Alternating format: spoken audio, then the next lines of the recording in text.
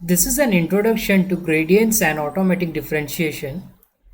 Gradient API is for automatic differentiation, that is, computing the gradient of a computation with respect to some inputs.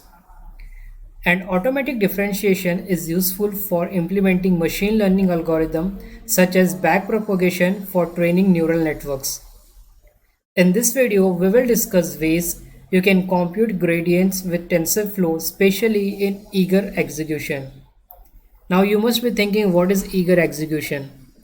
It is an environment that evaluates operations immediately without building graphs. Eager execution is a flexible machine learning platform for research and experimentation. It is enabled by default. We can also check whether it is enabled or not. Let's go and import TensorFlow and check whether it is enabled or not.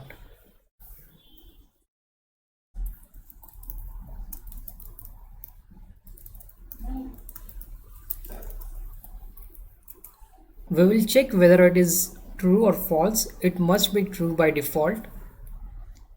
The method is executing eagerly. It is true. It is enabled by default. Let us consider an example how we can compute a derivative using gradient tape function. We will make a variable x and store value 3, and then we will calculate the derivative.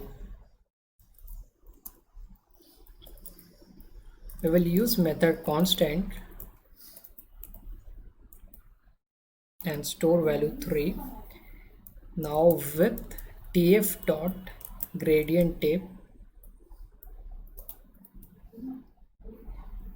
as g dot watch x. What this watch method does is trainable variables are automatically watched if we put a parameter trainable is equal to true, or tensors can be manually watched by invoking the watch method in the context manager. And in our case, we are invoking the watch method. Now we are going to declare a variable y and store value x into x square.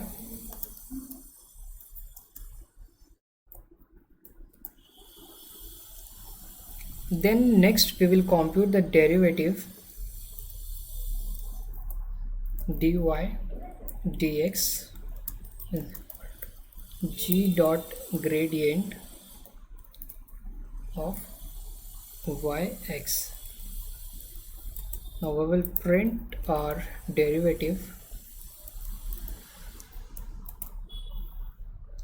We got the answer 6. This is the derivative which we have calculated. Now I'll show you how you can do this manually also.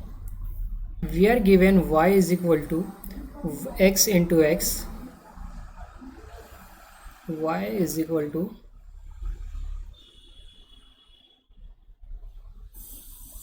x into x. So our y will be x square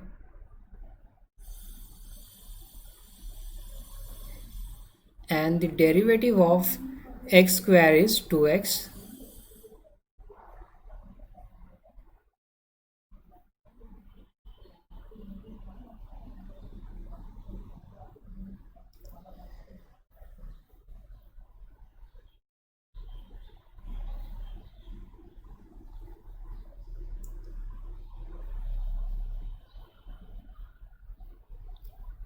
This 2 will come on the left hand side,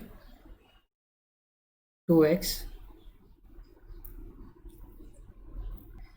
and we are given the value of x is equal to 3, so this will be 2 into 3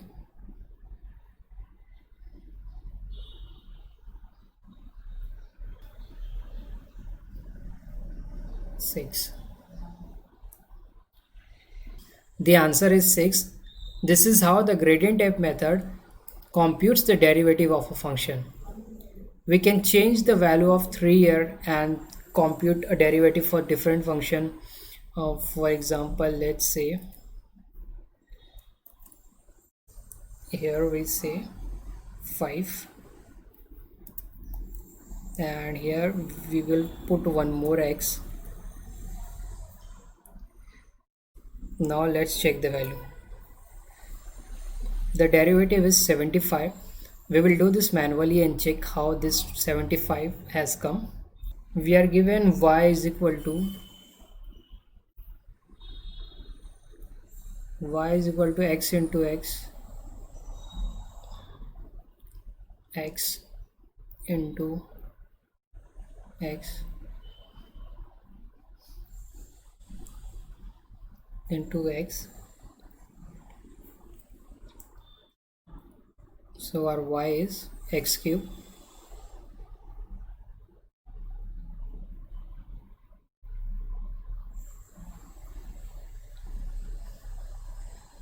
Because x into x into x is equal to x cube. Now we are going to compute the derivative.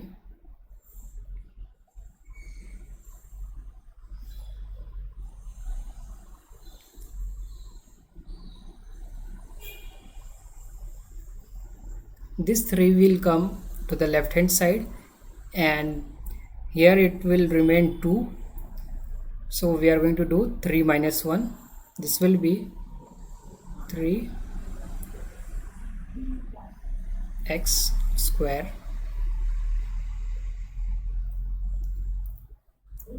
The value of x we are given is 5. So we will multiply 3 into 5 whole square.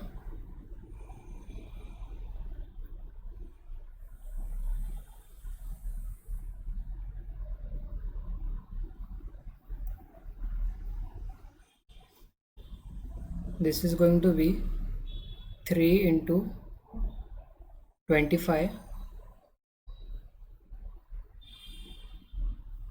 25 into 3, 75.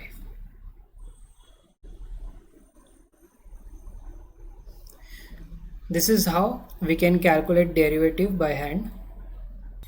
Gradient tapes can be nested to compute higher order derivatives. We can make a nested gradient tape and compute the derivative. Let's do that.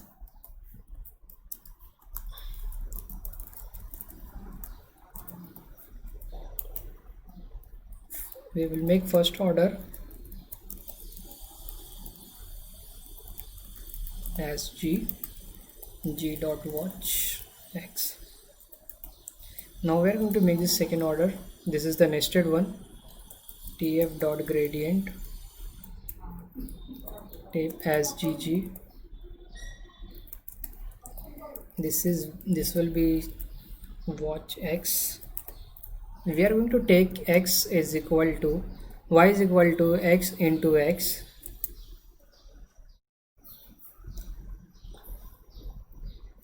And then we will first compute the first order dy dx gg dot gradient.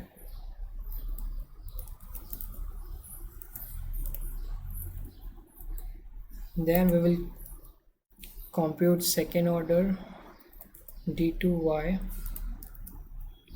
d2x. This will be with respect to the one we have calculated here, this one with respect to this one, dy dx and x.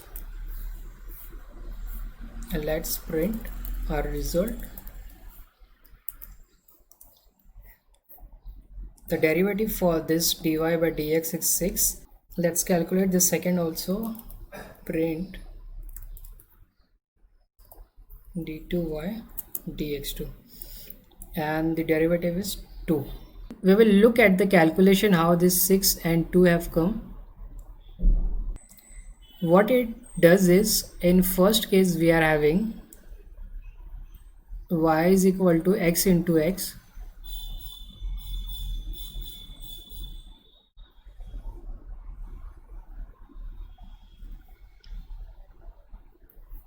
This y is equal to x into x.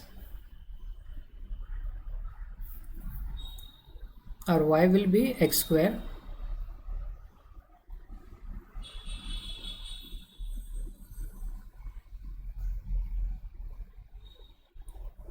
and the derivative of y will be 2x.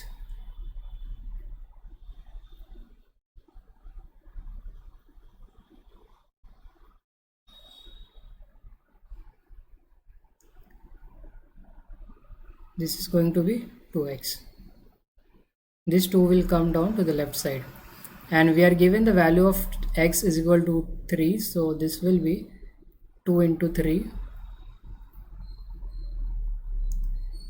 This will be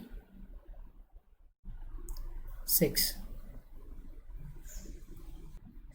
Now in the next step, it is computing derivative with respect to this function. Now in this case, what we are having is dy dx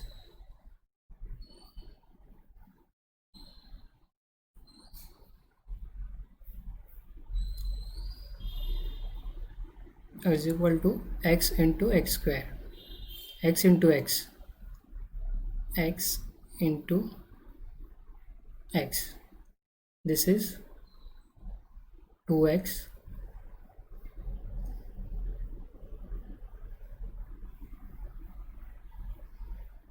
this will become 2x.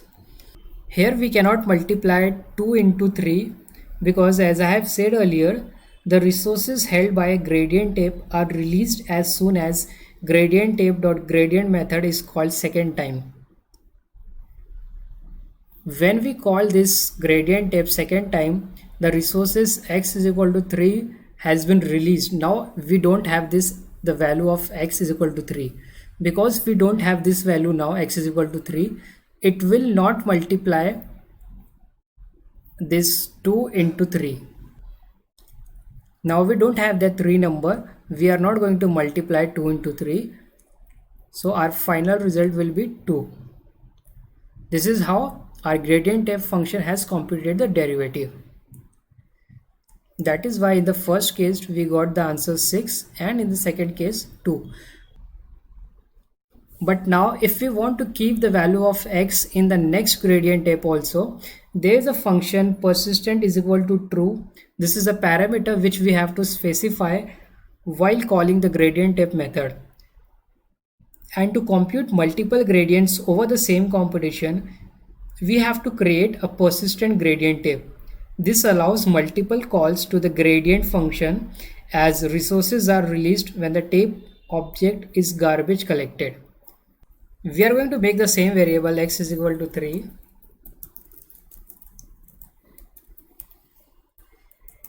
Where we will call gradient tape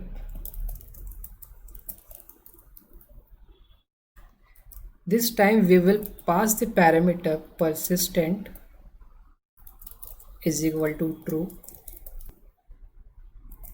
as g.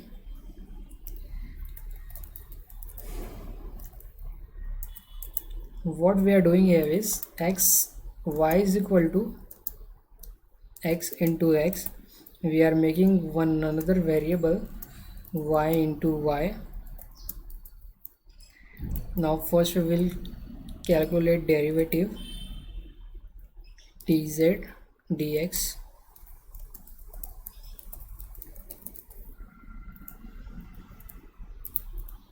z x. Then we will compute another derivative dy by dx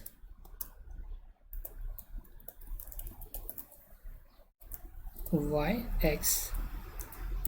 Let's run our function.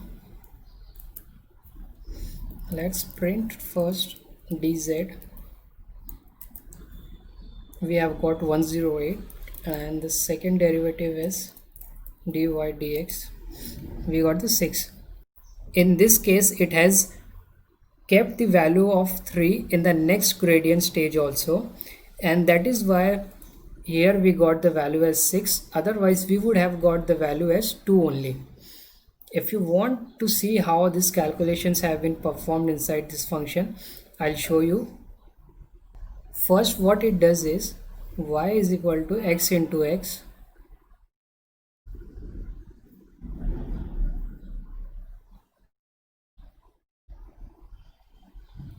and this becomes x square.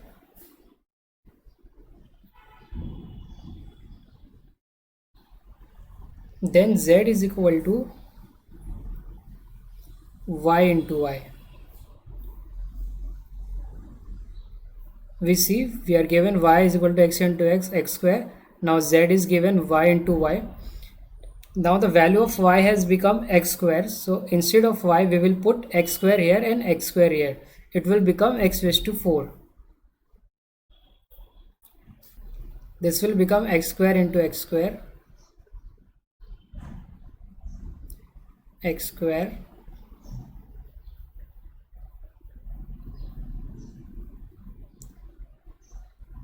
this will become x raised to power 4. Now we are going to compute the derivative here. This will be 4 raised to x into 3. This 4 will come to the left side and 4 minus 1 will be 3. Now we will multiply 4 into, we are having the value of x is equal to 3.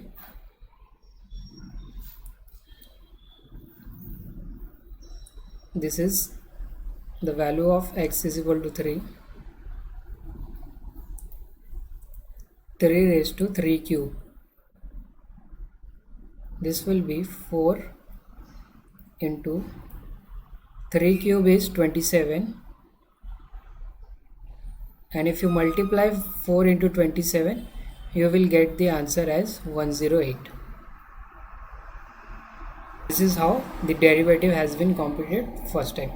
Now in the second case what it does is we are computing the derivative of y with respect to x, and y we are having x into x. In second case we are doing like this, y is equal to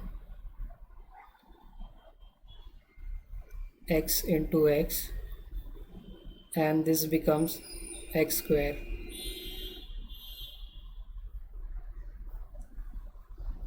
This will be 2x, and we are having value of x is equal to 3. 2 into 3, this will be 6. So we got the answer 6. But in the above case, if you remember, we got the value here 2. We could not multiply 2 by 3 because the gradient tape, when called second time, it released the result of the first one, that is x is equal to 3. It could not keep the value of x is equal to 3 in the second step, so we could not multiply here 2 into 3. But now when we are using the function persistent is equal to true, we are keeping the value of x even in the next step, so we could calculate, we could multiply 2 into 3 and we got the derivative as 6. I hope you enjoyed the tutorial. Thank you for watching.